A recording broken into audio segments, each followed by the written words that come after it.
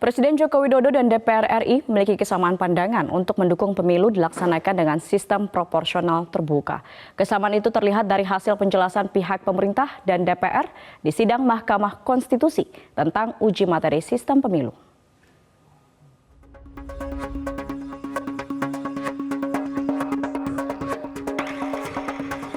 Sidang uji materi Undang-Undang Nomor 7 Tahun 2017 tentang pemilu digelar di Gedung Mahkamah Konstitusi Kamis siang di Jakarta. Sidang menghadirkan dua pihak pemberi keterangan terhadap undang-undang, yakni DPR RI dan Presiden, yang dikuasakan kepada Menteri Dalam Negeri dan diwakili oleh Dirjen Politik dan Pemerintahan, Bahtiar.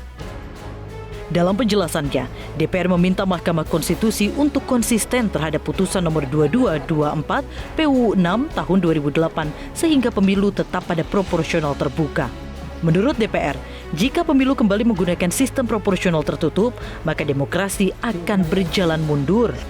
Diberlakukannya sistem proporsional terbuka telah mengembalikan kedaulatan kepada rakyat untuk memilih secara langsung dan menentukan pilihannya terhadap calon anggota legislatif dengan suara terbanyak.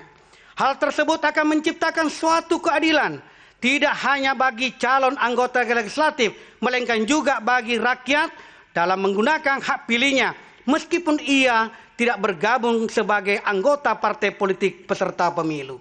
Sistem proporsional terbuka akan menyebabkan kemenangan seseorang calon anggota legislatif tidak hanya bergantung kepada kebijakan partai politik peserta pemilu, namun didasarkan pada seberapa besar dukungan rakyat yang diberikan kepada calon tersebut. Pihak pemerintah dalam hal ini Presiden Joko Widodo yang diwakili oleh Dirjen Politik dan Pemerintahan Umum Kemendagri Bahtiar menyampaikan pandangan yang senada dengan DPR. Dalam keterangannya, pemerintah mengatakan bahwa sistem proporsional terbuka sudah tepat karena merupakan hasil kesepakatan formal pembuat undang-undang. Bahtiar mengingatkan bahwa saat ini tahapan pemilu 2024 sudah berjalan. Jika ada perubahan fundamental, maka berpotensi menimbulkan gejolak.